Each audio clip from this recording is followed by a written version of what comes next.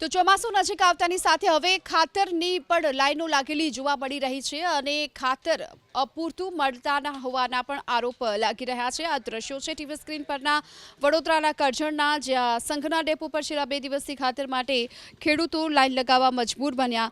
વહેલી સવારના 5 વાગ્યાથી ખેડૂતો ખાતર માટે ડેપો પર લાઈનમાં ઊભા છે। સવારે 9:30 વાગ્યે જ્યારે ખાતરનું વિતરણ શરૂ થયું તો ખેડૂત દીઠ માત્ર 5 ગુણી જ ખાતર આપવામાં આવી, જેનો વિરોધ થતાં ડેપો સંચાલક તરફથી ખેડૂત દીઠ 10 ગુણ ખાતર આપવામાં આવી।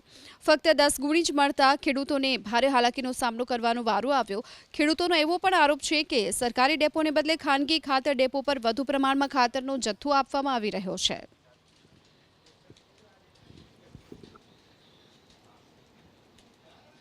વડોદરાના કરજણના, જ્યાં સંઘના ડેપો પર છેલ્લા 2 દિવસથી ખાતર માટે ખેડૂતો લાઈન લગાવવા મજબૂર બન્યા।